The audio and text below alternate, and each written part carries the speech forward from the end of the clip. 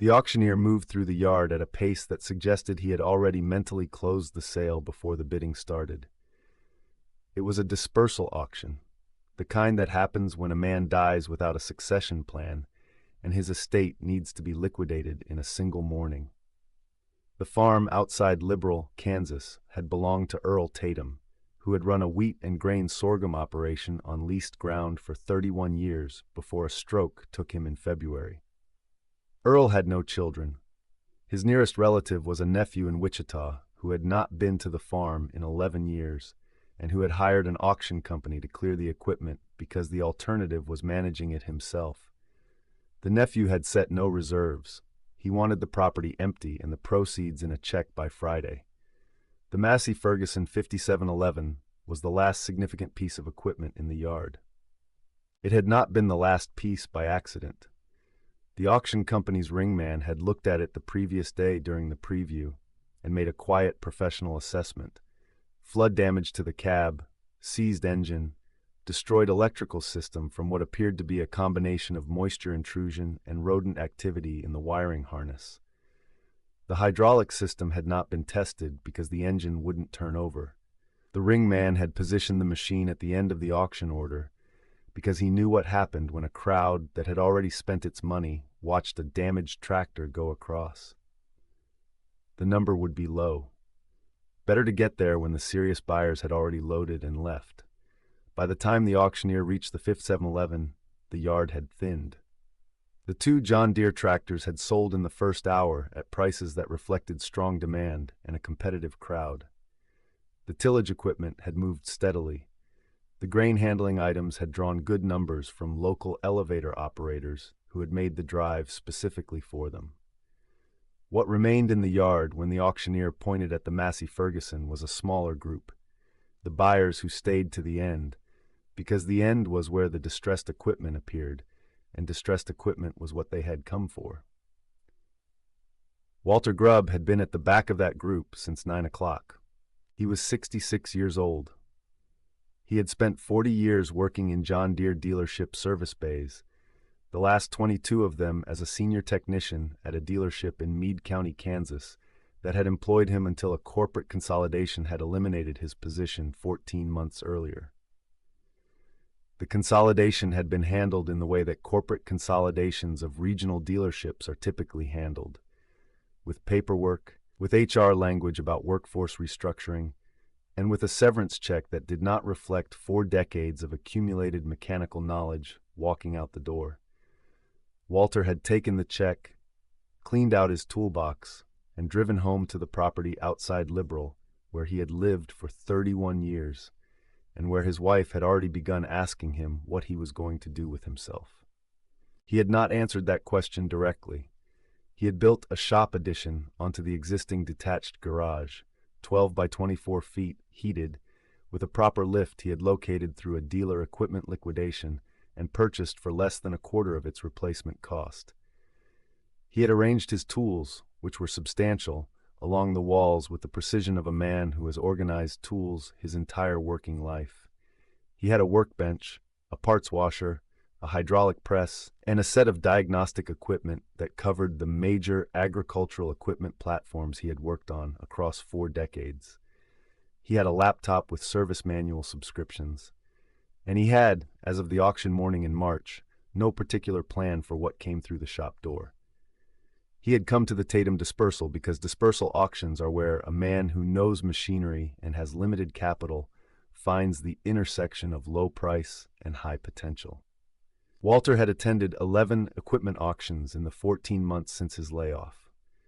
He had bought 3 machines, a used sprayer he had repaired and sold, a loader tractor he had sold to a neighbor, and a hay rake he had fixed and used himself. He had made money on 2 of the 3 and broken even on the 3rd. He was not operating at scale.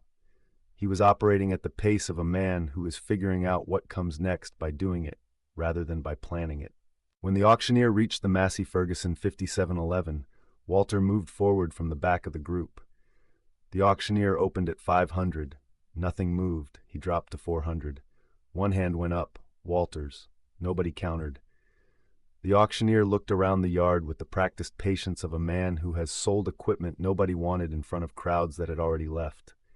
He said 400 once, 400 twice. He said sold. Walter paid cash. He arranged transport through a neighbor with a flatbed. The machine was on his lot by 3 o'clock that afternoon. He did not start the inspection that day. He had learned across 40 years of dealership work that the worst time to assess a damaged machine is immediately after acquiring it, when the mind is still running the acquisition math and the eyes are looking for confirmation rather than information. He covered the machine with a tarp, went inside, had supper with his wife, and watched the evening news. The next morning he went to the shop at 7 o'clock with a fresh notebook and began. The cab flood damage was the first thing he documented, systematically, panel by panel. The headliner had deteriorated, the seat was destroyed, the instrument cluster had visible corrosion on the connector pins. The wiring harness through the cab showed rodent damage at 3 locations: chewed insulation, compromised conductors, one section where the damage was severe enough that replacement rather than repair was the correct approach. He pulled the section and measured it and wrote down the part number. The engine seizure was the critical question, and he approached it the way he approached every critical question, with the assumption that the answer was not yet known, and that the path to knowing it required removing enough material to see clearly. He pulled the valve cover first. What he found was not what flood damage typically produces. The engine had not hydrolocked from water intrusion, a failure mode that usually means a destroyed engine, bent rods, cracked block. What he found was an engine that had seized from oil starvation.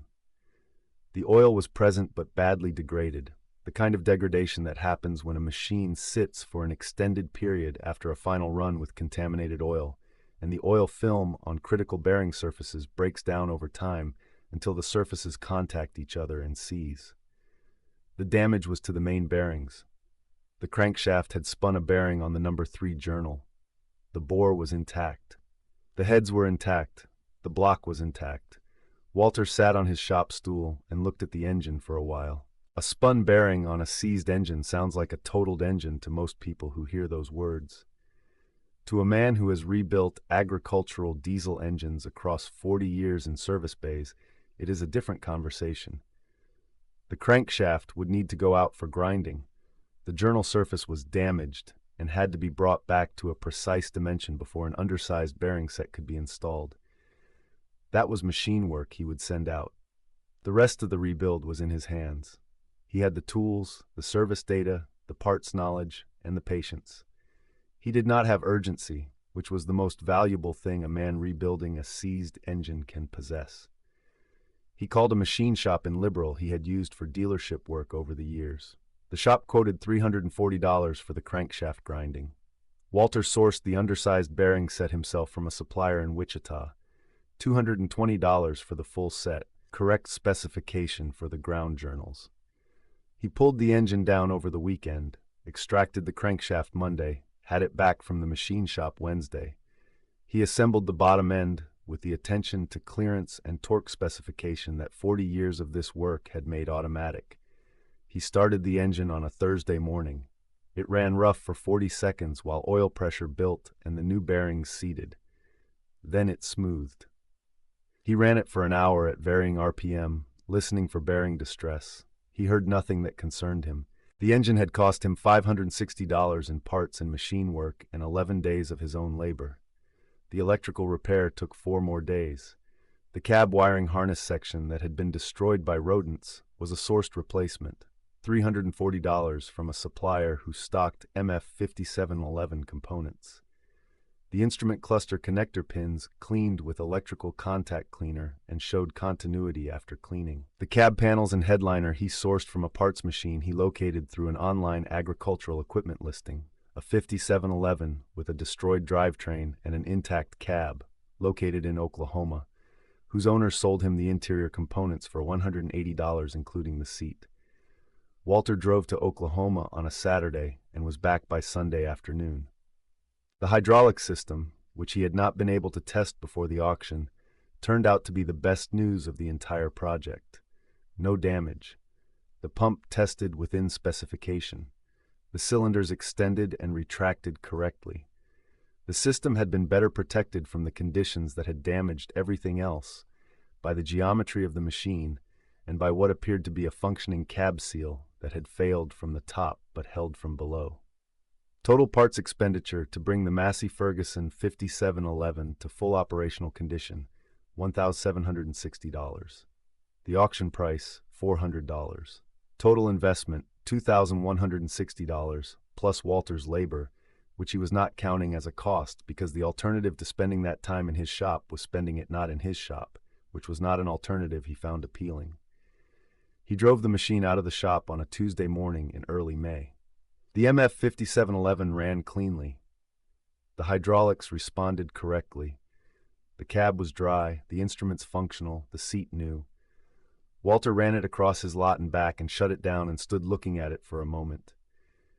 Then he called a farmer he had known for 20 years, a man named Don Perkins, who ran a wheat operation 12 miles south, and who had mentioned at a co-op meeting the previous fall that he was in the market for a utility tractor. Don came over that afternoon. He walked around the machine. He asked what had been wrong with it.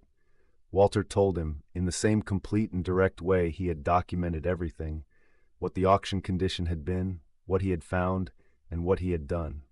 Don asked what Walter wanted for it. Walter said $22,500. Don said that was fair. He asked if he could bring it back if anything surfaced in the first 30 days. Walter said yes. Don wrote the check. The machine never came back.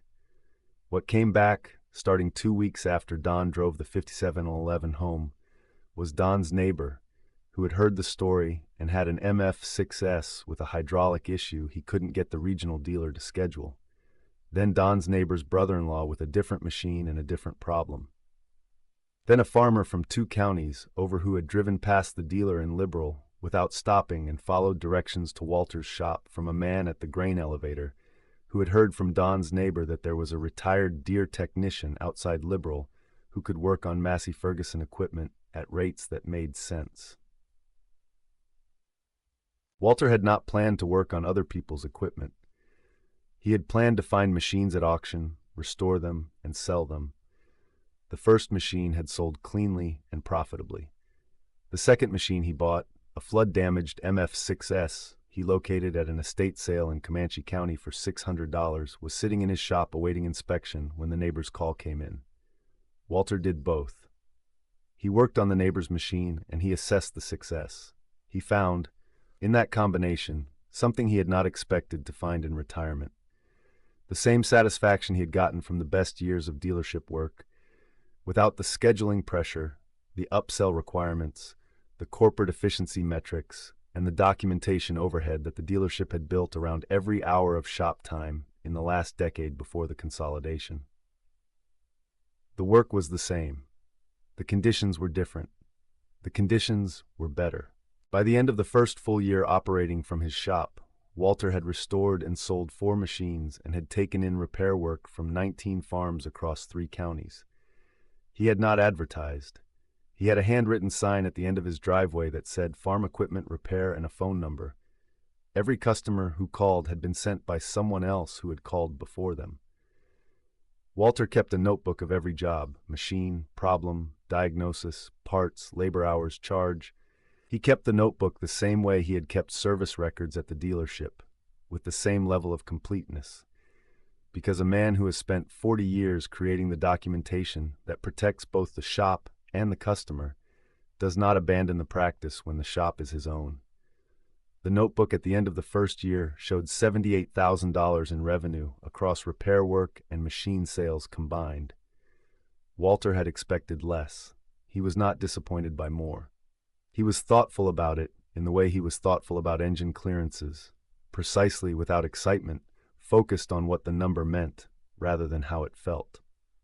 What it meant was that the demand was real and the service gap was real, and his position at the intersection of 40 years of mechanical knowledge and a regional dealer network that could not serve the smaller and older end of the market at prices those customers could sustain was not an accident. It was a structural condition. It had existed before Walter arrived at his shop. It would exist after. He had not created the gap, he was filling it, the way a man fills any gap that his specific capabilities are suited to fill, without drama and without a business plan, one machine at a time. The second year came in at $112,000. Walter hired his first help, a part-time arrangement with a young man named Curtis Hale, who had grown up on a farm in Kiowa County and had 2 years of vocational agricultural mechanics behind him. Curtis worked 3 days a week. Walter paid him fairly and taught him the way he had been taught at the beginning of his own career, by doing the work beside him, explaining what he was looking at and why, letting Curtis make the diagnosis and then checking it.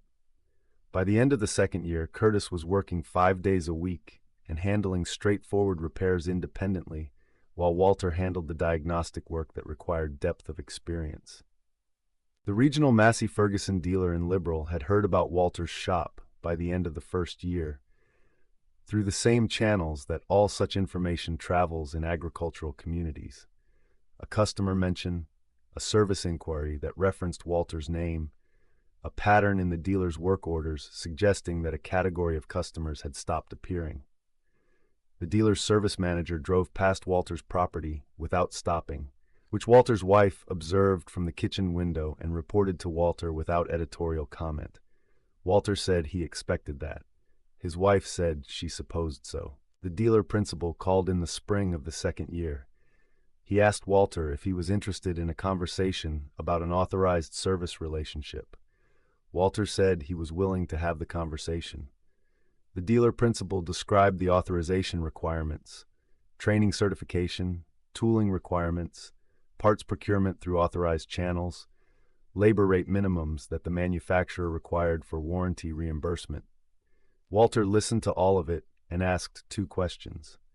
The first was whether the authorized labor rate minimum was above or below his current rate. The dealer principal said it was above his current rate. Walter said that meant he would have to charge his customers more to comply with the authorization. The dealer principal said the authorization would bring warranty work that offset the rate increase. Walter asked what percentage of his current work involved machines under warranty. There was a pause. The dealer principal said he understood the situation. Walter said he appreciated the call. He did not pursue the authorization. What the conversation confirmed, in a way that Walter had suspected but not fully articulated, was that the authorization structure served manufacturers and dealers in ways that were not identical to the ways it served farmers, particularly the farmers who were his customers, who ran older machines, who were past warranty, who needed competent work at rates that reflected the economics of operations that were not large. The authorization would have changed what he was. He had spent 40 years being what the dealership needed him to be. He was not interested in spending the next portion of his working life being what the manufacturer's authorization required. He went back to the shop and got on with it. By the end of the third year, Walter's shop had generated $142,000 in annual revenue. He had Curtis full-time and had added a part-time arrangement with a retired farmer named Arlen Beck. No mechanical certification, but 40 years of practical knowledge about how agricultural equipment fails in field conditions. That is a different kind of knowledge from service manual knowledge, and equally important to a shop that is diagnosing problems rather than simply executing prescribed repairs. Arlen worked 2 days a week and was worth considerably more than 2 days of his time suggested. The Massey Ferguson 5711 that Walter had bought for $400 was not in his shop anymore. It was working ground 12 miles south on Don Perkins' operation, accumulating hours the way properly maintained machines accumulate hours, steadily, without drama, in the service of a man who knew what he had paid for it and trusted that the work behind it was sound. Walter occasionally saw it when he drove past the Perkins place on his way to a service call in the southern part of the county. He did not stop. There was no reason to stop. The machine was running. His work was done. What had not been done and would not be done for as long as Walter chose to keep working was the larger project of filling a service gap that had existed before him and would require his continued presence to remain filled. The farmers who called him were not calling a business. They were calling a specific man with a specific history and 40 years of knowledge that could not be replicated by a sign at the end of a driveway. The reputation was personal, built on the credibility of a man who told you what was wrong with your machine and what it would cost and whether it was worth fixing, and who had been right enough times that the question of whether he was right this time did not need asking.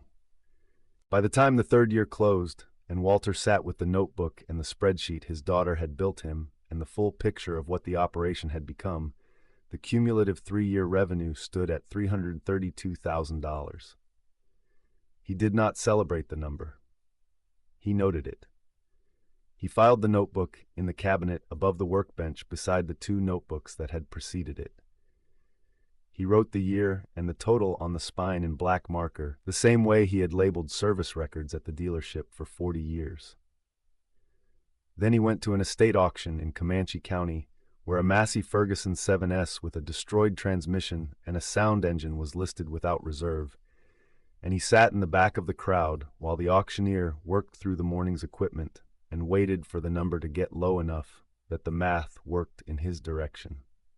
It did. It always did. For a man who knew what a machine was worth when other people were deciding it was worth nothing. The dealership consolidation that had handed Walter a severance check and cleaned out his toolbox had made a calculation about what 40 years of mechanical knowledge cost to carry on a balance sheet. The calculation had concluded that the cost was too high and that the knowledge could be replaced by the efficiencies that consolidation was supposed to produce. The farms that drove past the consolidated dealership on their way to Walter's shop were the answer to that calculation. They were not a verdict on the dealership. They were a market condition, the natural consequence of a service gap that appeared when the structure built to fill it was reorganized around priorities other than filling it. Walter had not sought the gap. He had simply been the person available to fill it, with the tools and the knowledge and the time and the lack of any particular reason not to. He had paid $400 for the machine that started it. The machine was running 12 miles south, doing the work it was built to do, on a farm whose operator had paid a fair price for it and received a sound machine in return. The man who had restored it was in his shop on a Tuesday morning, with 2 mechanics working beside him and a line of equipment outside that represented 30 farms across 3 counties that had decided his address was the right answer to the question of where to take a machine that needed attention.